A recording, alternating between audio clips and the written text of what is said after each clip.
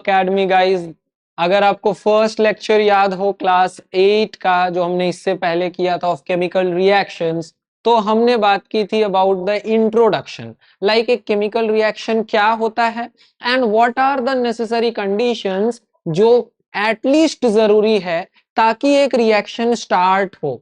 ठीक है। और आज हम क्या बात करने वाले हैं, आज के चैप्टर में या आज के पार्ट ऑफ द वीडियो में we are going to discuss कि ये जो केमिकल रिएक्शंस हैं जो दुनिया में इतने इतने तरीके के होते हैं, क्या इन्हें हम कैटेगराइज कर सकते हैं?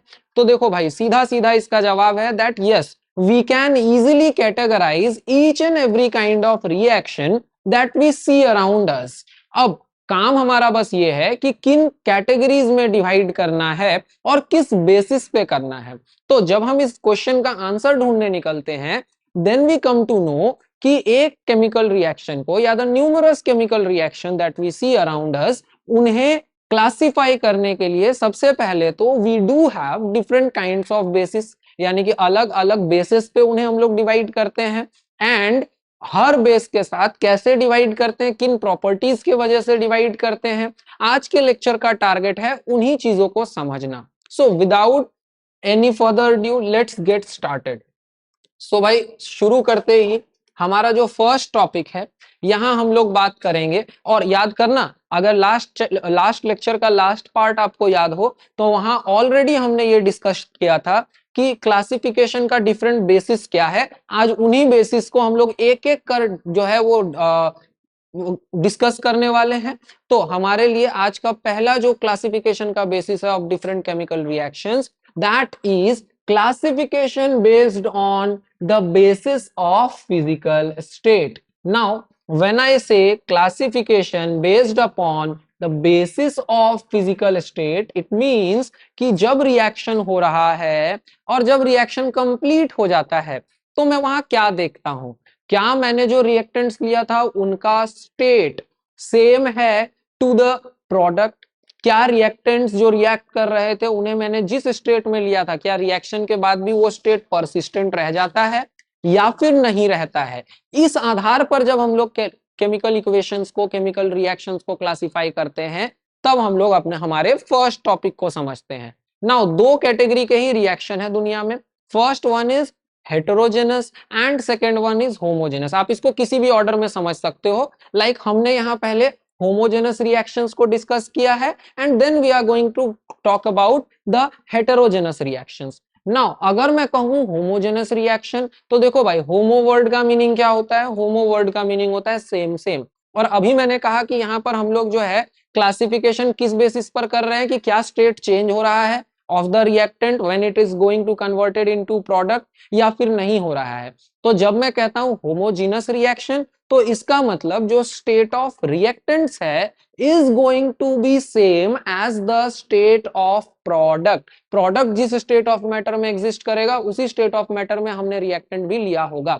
ये चीज जहां हमें देखने को मिलती है, वहां हम कहते हैं कि this category of chemical reaction belongs to the group of homologous homogeneous reactions. Now, homogeneous reactions में भाई मैं सबसे पहले क्या देख रहा हूं, आओ एक एक कर इक्वेशंस को देखते हैं। लाइक अगर मैं नाइट्रोजन गैस को रिएक्ट कराता हूं विथ ऑक्सीजन गैस, तो मुझे ना नाइट्रिक ऑक्साइड मिलता है। What do we call this? ये जो NO2 यहाँ बनता हुआ दिख रहा है, इस NO2 को हम लोग क्या कहते हैं? इसे कहते हैं नाइट्रिक ऑक्साइड।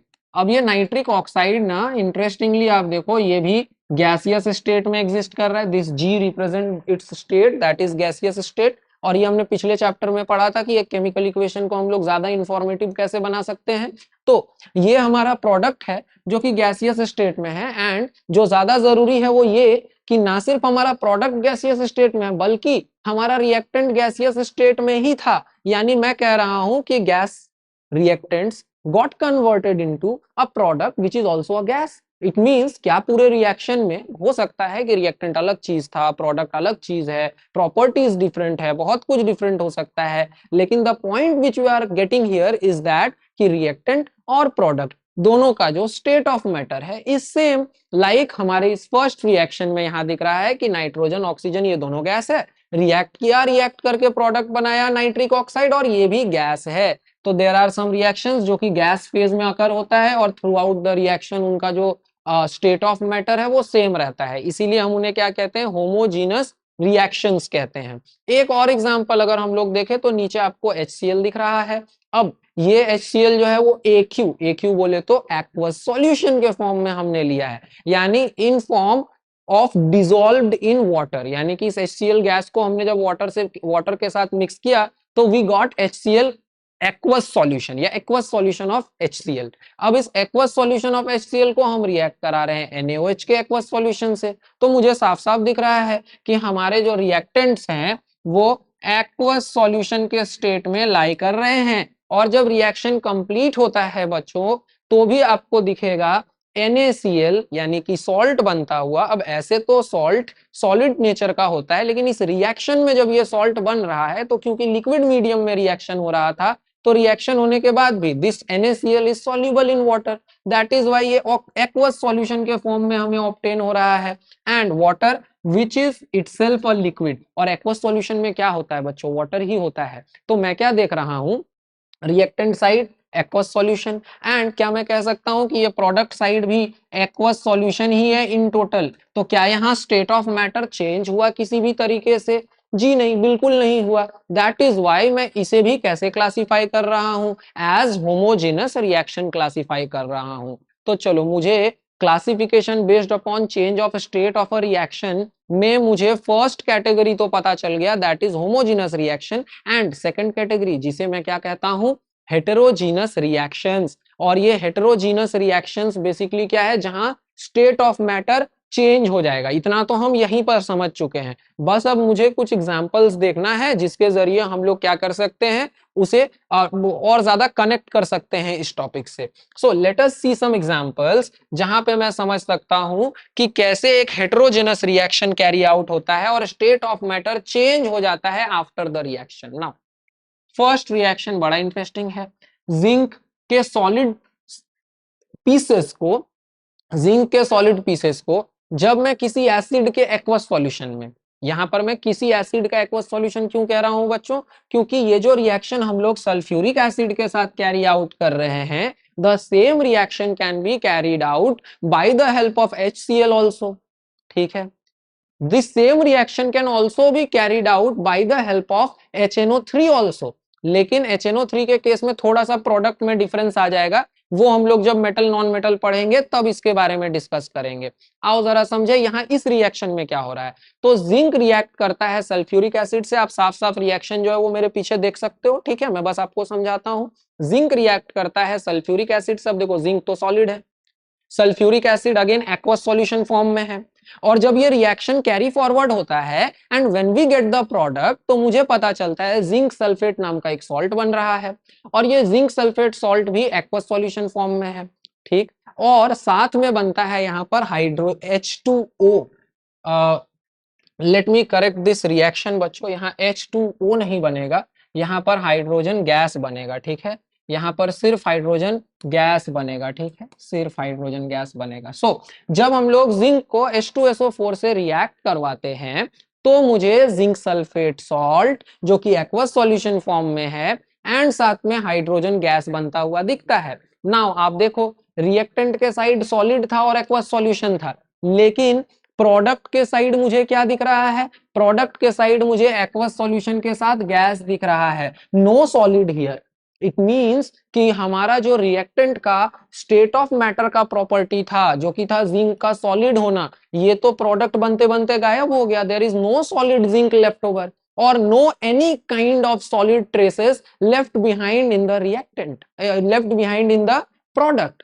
यानी कि प्रोडक्ट जो है उसमें कोई सॉलिड नहीं है, उल्टा गैस है, जबकि रिएक्टेंट में हमने सॉलिड लिया था अलोंग विथ एक्वस सॉल्यूशन। क्या ये इस बात का सबूत नहीं कि इस पूरे रिएक्शन के दौरान जो है वो हमारा स्टेट ऑफ मैटर चेंज हो गया? पर्टिकुलरली स्पीकिंग हमारे जिंक का स्टेट ऑफ मैटर चेंज हो गया। पहले ये सॉलिड था, बाद में देखो एक्वस सॉल्यूशन का पार्ट बन गया by becoming a part of zinc sulphate salt. ये एक एग्जांपल है हेटेरोजीनस रिएक्शंस का। ओके, एक और एग्जांपल देख लें हम लोग। एक और एग्जांपल में देखो बच्चों, नीचे ये KClO3 है। KClO3 का नाम मैंने आपको पिछले चैप्टर्स में भी बताया है, आपको याद होना चाहिए। हम लोग इसे कहते हैं पोटेशियम क्लोरेट, क्या कहते हैं, potassium chlorate. And when we try to decompose potassium chlorate को डिकम्पोज करने के लिए we need some heat। when in the presence of some heat, जब KClO3 बोले तो पोटेशियम क्लोरेट को हम लोग डिकम्पोज करते हैं, तो देखो पोटेशियम क्लोरेट ना खुद एक सॉलिड सॉल्ट होता है, ठीक है। जब मैं इसको डिकम्पोज करता हूं तो रिजल्ट क्या मिल रहा है, सबसे पहले तो चलो ठीक है पोटेशियम क्लोराइड मिल रहा है which is also solid, no problem till here. लेकिन मुझे एक और जो बाई प्रोडक्ट दिख रहा है वो क्या है, oxygen, which is a gas Indeed. अब आप देख पा रहे हो कि हमारे पास रिएक्टेंट में तो कोई गैस नहीं था, we had only a solid substance. लेकिन जब रिएक्शन कंप्लीट हो गया तो मुझे दिख रहा है कि product side along with a solid substance एक गैस का फॉर्मेशन हो रहा है, और ये गैस का फॉर्मेशन जो है ये शो कर रहा है कि ये पूरा रिएक्शन कैसा है, हेटेरोजीनस रिएक्शन है। नाउ यू नो कि हम लोग स्टेट ऑफ मैटर के चेंज के बेसिस पे कैसे homogeneous reaction and heterogeneous reaction को क्लासिफाई करते हैं। This was your first classification. आओ क्लासिफिकेशन में आगे बढ़े। Secondly we try to classify all the known reactions into the direction of a reaction। like देखो दो कैटेगरी के रिएक्शन होते हैं दुनिया में, ठीक है। एक ऐसा रिएक्शन जो कि सिर्फ एक डायरेक्शन में प्रोसीड करता है, यानी कि दो रिएक्टेंट्स या एक रिएक्टेंट टूटा, एक से ज्यादा प्रोडक्ट बनाया, या दो रिएक्टेंट मिल गया एक तरीके का प्रोडक्ट बनाया, या एक से ज्यादा भी बनाया, रिएक्टेंट मिल गया प्रोडक्ट बनाया, ये तो एक डायरेक्शन है, reactant is getting converted into product. अब कुछ रिएक्शंस ऐसे भी होते हैं जो कि दो डायरेक्शंस में काम करते हैं, यानी कि रिएक्टेंट्स प्रोडक्ट में तो कन्वर्ट हो सकता है, and at the same time we can also change some of the conditions so that कि हम लोग इस प्रोडक्ट को भी वापस कन्वर्ट कर पाए उन रिएक्टेंट्स में जिससे कि वो बना था। इसके अलावा इसको समझने का एक और तरीका है कि एक कैटेगरी ऑफ रिएक्शन ऐसा होता है जिसमें मैं जितना भी रिएक्टेंट लेता हूं वो सारा रिएक्टेंट कंबाइन होकर या रिएक्ट कर कर सबका सब कन्वर्ट हो जाता है इनटू प्रोडक्ट। जबकि दूसरा कैटेगरी ऑफ रिएक्शंस ऐसा होता है जहां पर सारा का सारा रिएक्टेंट रिएक्ट करके प्रोडक्ट में नहीं कन्वर्ट होता है, बल्कि there are some traces of the reactant जो कि लेफ्ट ओवर रहता है even after the completion of reaction, due to a very particular reason कि ये रिएक्शन क्यों क्या है, रिवर्सिबल रिएक्शन है, यानी सिर्फ एक डायरेक्शन में नहीं चल रहा है, दोनों डायरेक्शन में चल रहा है। आओ जरा इसे पर्टिकुलरली समझते हैं।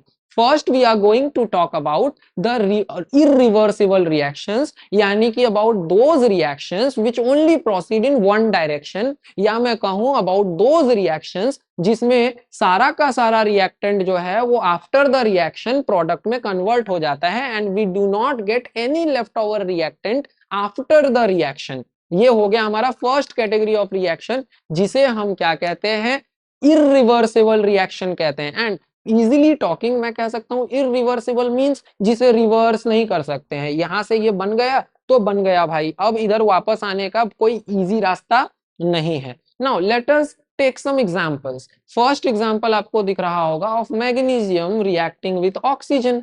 Now when magnesium is burned in air it reacts with oxygen to form magnesium oxide.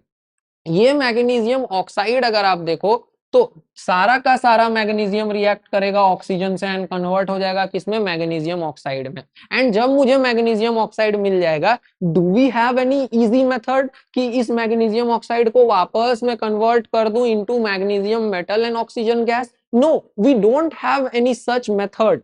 That is why मैं इसे क्लासिफाई करता हूं एज इरिवर्सिबल रिएक्शन। और देखो ऐसा ही न्यूमरस रिएक्शंस का एग्जांपल है जिसमें से अभी तो हमने यहाँ 3 की बात की है, आप इस तरह का बहुत सारा रिएक्शंस जो है वो अपने आसपास भी देख सकते हो, एंड आपके पास जो भी बुक्स हो आप उस बुक में भी देख सकते हो कि ऐसे ऐसे बहुत सारे रिएक्शंस लिस्टेड आउट होंगे जो कि रिवर्सेबल नहीं है, यानी कि इरिवर्सेबल है। Now let us talk about the another examples like carbon reacting with oxygen to form carbon dioxide. Now when we talk about कि कार्बन ऑक्सीजन के साथ रिएक्ट कर गया तो कार्बन डाइऑक्साइड बना दिया, it is also a kind of irreversible reaction, क्योंकि जब कार्बन जलना स्टार्ट करेगा तो सारा का सारा कार्बन जो कांटेक्ट में होगा, every atom of carbon will get oxidised, it means will react with oxygen or combine with oxygen to form carbon dioxide, and this reaction is also not easily reversible. अब आप कहोगे sir photosynthesis का तब आपने शायद नाम नहीं सुना है, अगर हम लोग फोटोसिंथेसिस का यूज करें तो carbon dioxide can be converted back into oxygen. लेकिन बच्चों मुझे ये बताओ, when plants do photosynthesis or plants perform photosynthesis, they convert carbon dioxide into oxygen, that is very good, but are we able to get that carbon back? No. Along with oxygen we get glucose, which is not carbon alone, it is another compound when compared to the carbon. It means कि मैं सीधे सीधे इस carbon dioxide को carbon and oxygen में नहीं convert कर सकता हूं।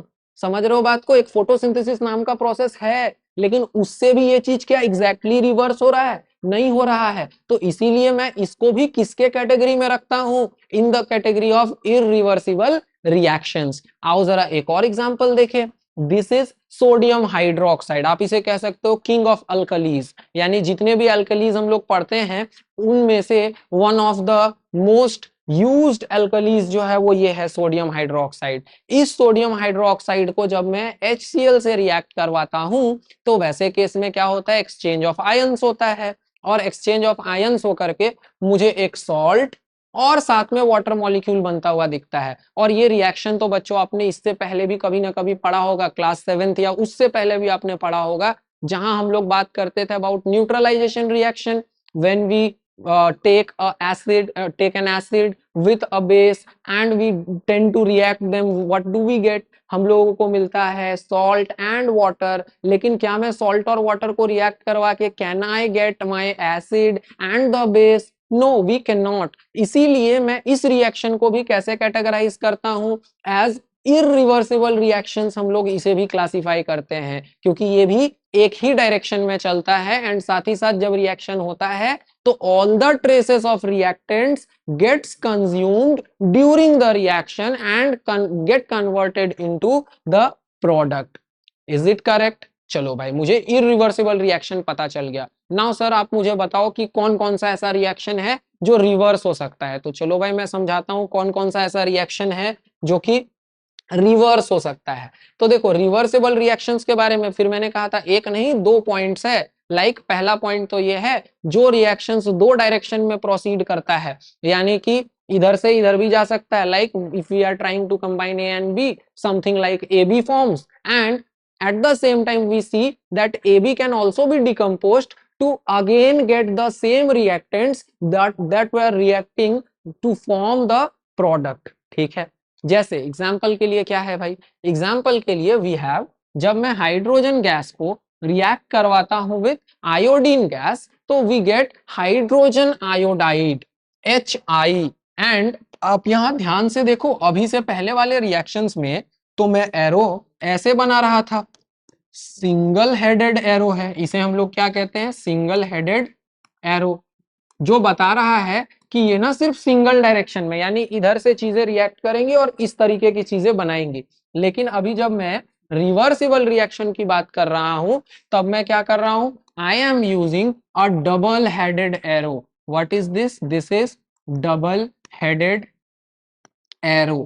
Now ये double headed arrow is conveying a message that this reaction can be performed either way, यानी कि इधर से इधर भी चल सकता है ये रिएक्शन और उधर से इधर भी चल सकता है। दैट इज वाई मैं कह रहा हूं कि सारा का सारा रिएक्टेंट कभी कंज्यूम होकर के पूरा रिएक्टेंट में नहीं कन्वर्ट होगा, बल्कि we will still have some amount of the reactants left, क्योंकि ये रिएक्शन बोथ वे काम करता है। और इसमें तो सबसे इंटरेस्टिंग बात यह है कि मैं अगर कंडीशंस को चेंज करूं तो किसी एक साइड होने वाले एक्शन को बढ़ा सकता हूं, जिसके कारण ओवरऑल जो एक्शन है वो एक डायरेक्शन में जरूर होता हुआ दिखेगा, लेकिन बट स्टिल ये रिएक्शन क्या रहेगा? रिवर्सेबल रिएक्शन ही रहेगा। लाइक अगर ये हाइड्रोजन आयोडाइड डिकम्पोज होता है तो will be able to get this hydrogen and iodine again in the gaseous form। that is why ऐसे reactions को हम क्या कहते हैं? रिवर्सेबल रिएक्शंस कहते हैं। रिवर्सिबल रिएक्शंस का एक और बहुत अच्छा एग्जांपल आपको दिखेगा नाइट्रोजन एंड हाइड्रोजन के बीच का रिएक्शन। अब हम सभी लोग जानते हैं कि नाइट्रोजन को अगर हाइड्रोजन के साथ रिएक्ट करवाते हैं तो we tend to get ammonia, लेकिन ये रिएक्शन भी भाई फोर्सफुली करवाते हैं हम लोग। दैट इज वाई ये भी डबल हेडेड एरो से हम लोग दिखा रहे हैं, यानी कि ammonia can also be again converted into nitrogen and hydrogen. Is it clear? ये समझ आ रहा है कि ये भी एक क्या है, ये भी एक रिवर्सेबल रिएक्शन। अब यहाँ रिवर्स करने के लिए कंडीशन को, यानी अगर मैं इधर के रेट को ज्यादा रखना चाहता हूं तो मैं प्रेशर क्या करूंगा, ज्यादा रखूंगा, प्रेशर बढ़ा के रखूंगा, टेम्परेचर बढ़ा के रखूंगा, एक कैटलिस्ट रखूंगा, तो वैसे केस में नाइट्रोजन हाइड्रोजन कंबाइन होगा, अमोनिया बनाएगा। लेकिन जैसे ही मैं कंडीशंस को रिवर्स कर देता हूं, यानी कि कंडीशन को चेंज कर देता हूं, तो वैसे ही ये रिएक्शन का रेट जो है वो अपोजिट साइड बढ़ जाएगा। इसीलिए इन रिएक्शंस को हम लोग क्या कंसीडर करते हैं, रिवर्सिबल रिएक्शन कंसीडर करते हैं, यही बोलकर बुलाते भी हैं। Is that clear? अब मुझे ये दूसरा बेसिस भी पता चल गया, that is reversible and irreversible reaction का कंडीशन। चलो very good, now let us talk ahead. आगे बात करूं तो we have the classification of reactions on the basis of absorption और रिलीज ऑफ एनर्जी। पर्टिकुलरली बात करूं तो ऐसे तो किसी भी फॉर्म ऑफ एनर्जी को एब्जॉर्ब कर या किसी भी फॉर्म के एनर्जी को रिलीज कर अलग अलग प्रकार का जो रिएक्शंस है वो होता है। लाइक फॉर्म ऑफ एनर्जी जब मैं कह रहा हूं तो इट कैन, जब मैं फॉर्म ऑफ एनर्जी कह रहा हूं तो इट कैन इधर बी हीट एनर्जी, या फिर वो हो सकता है इलेक्ट्रिकल एनर्जी, या फिर वो हो सकता है लाइट एनर्जी। लेकिन अगर मैं बात करूं तो यहां पर mainly we are talking about the heat energy first, ठीक है? बाकी के बारे में अभी हम लोग डिस्कशन नहीं कर रहे हैं। तो जब मैं कहता हूं कि एब्जॉर्प्शन के साथ हो सकता है रिएक्शन या रिलीज ऑफ एनर्जी के साथ हो सकता है रिएक्शन, तो इसी के बेसिस पे दो कैटेगरी बन गया। अगर रिलीज ऑफ हीट के साथ रिएक्शन हो रहा है तो मैं कहूंगा उसको क्या, रिलीज ऑफ हीट के साथ हो रहा है तो कहूंगा एक्सोथर्मिक रिएक्शन, या एब्जॉर्प्शन ऑफ हीट के साथ हो रहा है तो क्या कहूंगा मैं उसे, एब्जॉर्प्शन ऑफ हीट के साथ होगा तो एंडोथर्मिक रिएक्शन हम लोग कहेंगे। चलो भाई पहले एक्सोथर्मिक रिएक्शन को समझे। एक्सोथर्मिक रिएक्शन में क्या होता है, ऐसा रिएक्शंस जिसमें रिएक्शन होने के दौरान जब रिएक्टेंट्स प्रोडक्ट में चेंज होता है तो रिएक्टेंट्स प्रोडक्ट में चेंज होते होते होते क्या फॉर्म कर रहा होता है, हीट एनर्जी रिलीज कर रहा होता है, तो इसे कहते हैं हम लोग एक्सोथर्मिक रिएक्शन। जैसे एग्जांपल के लिए बर्निंग ऑफ कोल हम लोग देख सकते हैं, ठीक है? बर्निंग ऑफ कोल हम लोग देख सकते हैं, या कार्बन। अभी पहले कार्बन का बर्निंग देखेंगे फिर फ्यूल का बर्निंग देखेंगे, ठीक है? बर्निंग ऑफ कार्बन की बात करें तो we have carbon when reacts with oxygen it forms carbon dioxide, very good. लेकिन along with carbon dioxide what does it forms also heat energy. यानी कि जब भी मैं किसी कार्बन कंपाउंड को जलाता हूं जिसमें कार्बन होता है तो कार्बन कार्बन डाइऑक्साइड में कन्वर्ट तो होता है, लेकिन उसके साथ और क्या बना रहा होता है, हीट एनर्जी बना रहा होता है। इसीलिए हम लोग इसे कैसे क्लासिफाई करते हैं, एज एक्सोथर्मिक रिएक्शंस क्लासिफाई करते हैं, ठीक है? आगे मैं बात करूं तो बर्निंग ऑफ फ्यूल, तो फ्यूल जनरली क्या होता है, हाइड्रोकार्बन्स होते हैं, ठीक है? यानी कि जैसे this is considered a fuel जिसे मैं कहता हूं मीथेन, और जब मैं इस मीथेन को जलाता हूं तो मीथेन के जलने पर ऑक्सीजन से रिएक्ट करता है, carbon reacts with oxygen to form carbon dioxide, hydrogen reacts with oxygen to form water, and along with that देखो क्या बन रहा है, हीट। जिसके वजह से इसे भी मैं कैसे क्लासिफाई करता हूं, एज एक्सोथर्मिक रिएक्शन ही क्लासिफाई करता हूं। आओ जरा अब हम लोग एंडोथर्मिक रिएक्शन को समझे, जहां पर क्या होगा, हीट एनर्जी एब्जॉर्ब हो रहा होगा। अब अगर बात करें हीट एनर्जी एब्जॉर्ब होने की, तो रिएक्शंस जो हीट एनर्जी एब्जॉर्ब होने के साथ प्रोसीड करता है उसे हम लोग एंडोथर्मिक रिएक्शंस कहते हैं। और एग्जाम्पल के लिए इसमें आप दो एग्जाम्पल अगर याद रख लोगे तो इतने एग्जाम्पल से भी आपका काम बहुत अच्छे से चल जाएगा। लेकिन you can always look for some another reactions जिसमें कि सेम कैटेगरी ऑफ कैरेक्टरिस्टिक्स देखने को मिलता है, बट पहले तो ये दोनों बहुत इंपॉर्टेंट रिएक्शंस है। Like first one is reaction between nitrogen gas and oxygen gas. जब नाइट्रोजन और ऑक्सीजन गैस कंबाइन होता है तो ऐसे ही नहीं कंबाइन हो जाएगा, बल्कि उसे कंबाइन होने के लिए मुझे हीट एनर्जी देना होगा और टेम्परेचर को कम से कम 300 डिग्री सेल्सियस तक लेकर जाना होगा। और ऐसे केस में तब जाकर के ये रिएक्शन प्रोसीड करेगा और क्या बनाएगा, नाइट्रिक ऑक्साइड बनाएगा। अभी थोड़ी देर पहले ही हमने ये रिएक्शन देखा था, ठीक है, नाइट्रिक ऑक्साइड बनाएगा। ये थोड़ी देर पहले ही हम लोग सेम रिएक्शन देखकर आ रहे हैं, ठीक है। अब लेकिन वहां पर हमने ये डिस्कशन नहीं किया था कि इस पर्टिकुलर रिएक्शन के लिए हीट एनर्जी देना पड़ेगा या ये हीट एनर्जी एब्जॉर्ब करेगा ड्यूरिंग द रिएक्शन, ठीक है। अब क्योंकि हीट एनर्जी रिएक्टेंट के साइड दिख रहा है, इट मींस मैं समझ गया कि एब्जॉर्ब कर रहा है, इसीलिए ये हो गया क्या, एंडोथर्मिक रिएक्शन हो गया।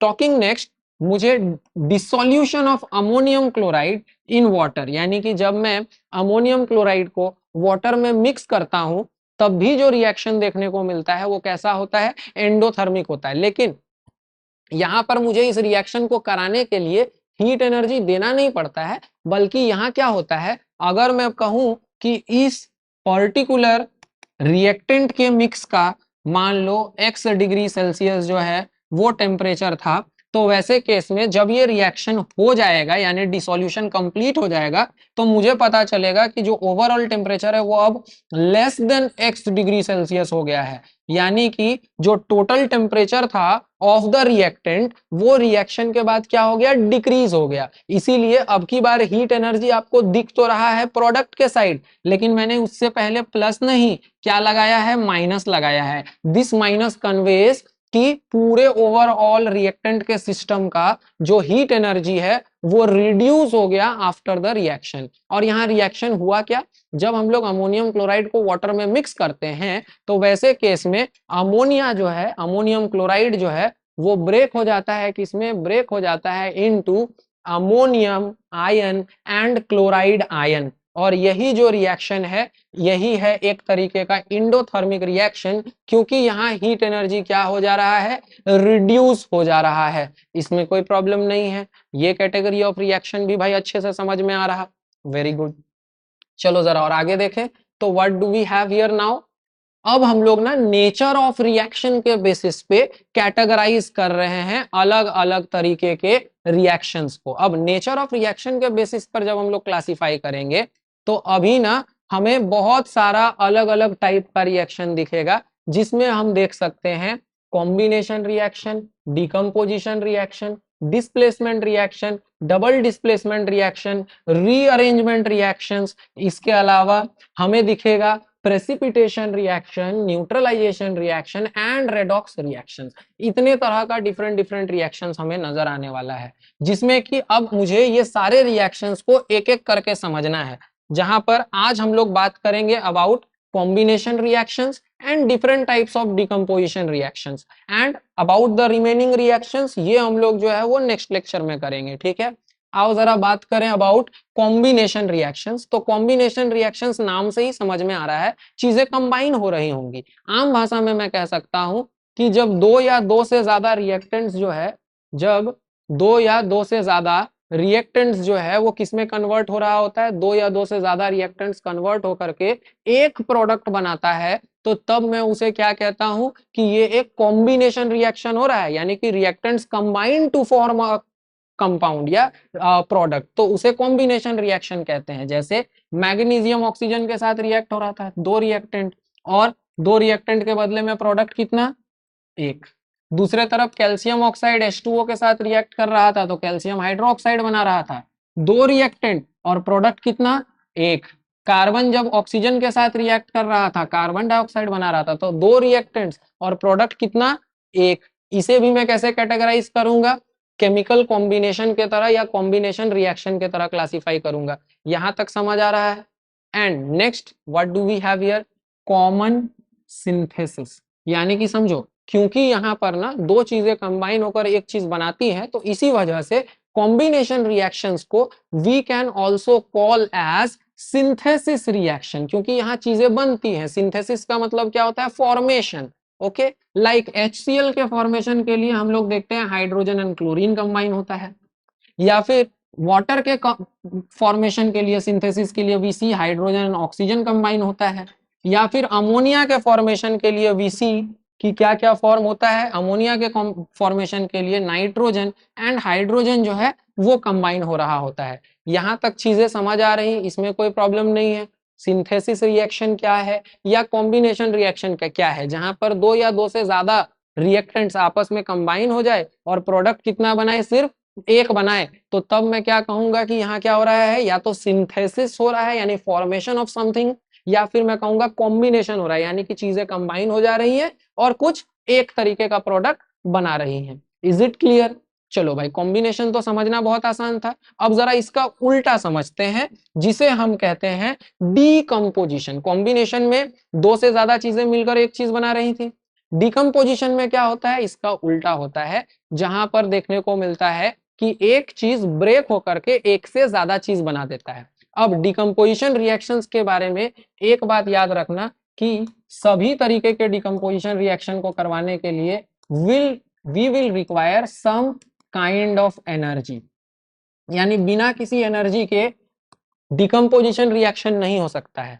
अगर हीट एनर्जी के वजह से डिकम्पोजिशन हो रहा है तो we will call it thermal decomposition.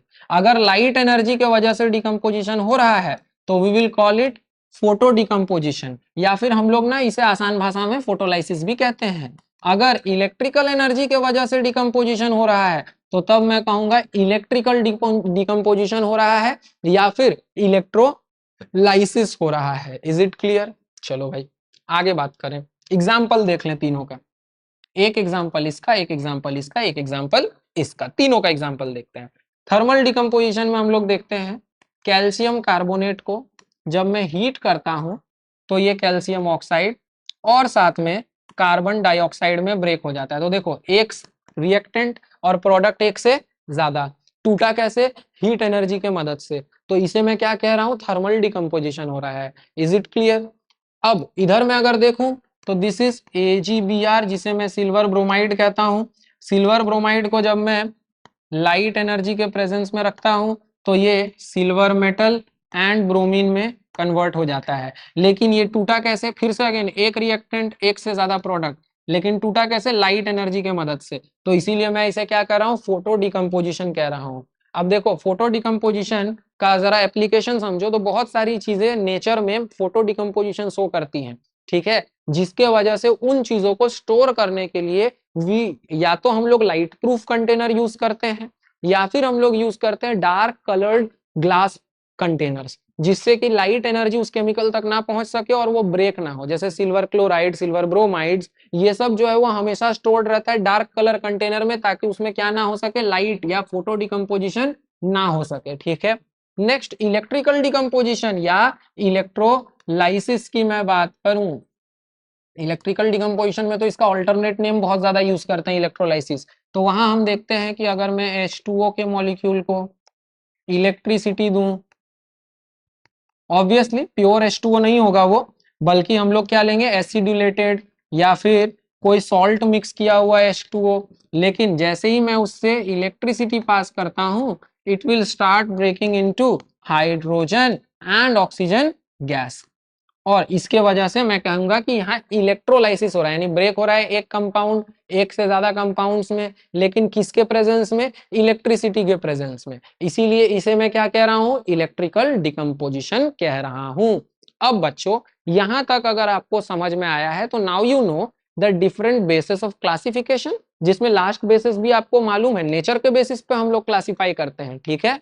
अब यहाँ पर हम लोगों ने बात कर लिया है टिल डिकम्पोजिशन रिएक्शन। यहां से आगे बचे हुए रिएक्शंस को, लास्ट रेडॉक्स रिएक्शन तक हम लोग जो है वो अगले लेक्चर में समझेंगे। आज का लेक्चर आई होप कि आपको हेल्पफुल लगा हो और आपको यहाँ पर से कुछ ना कुछ तो जरूर सीखने को मिला हो। और अगर आपको लेक्चर पसंद आ रहा है तो you should like the video, it motivates us, and ऐसे ही और वीडियोस के लिए do come back to our channel. और मैं मिलता हूं आपसे फिर किसी और लेक्चर में किसी और टॉपिक के साथ। Till then bye bye.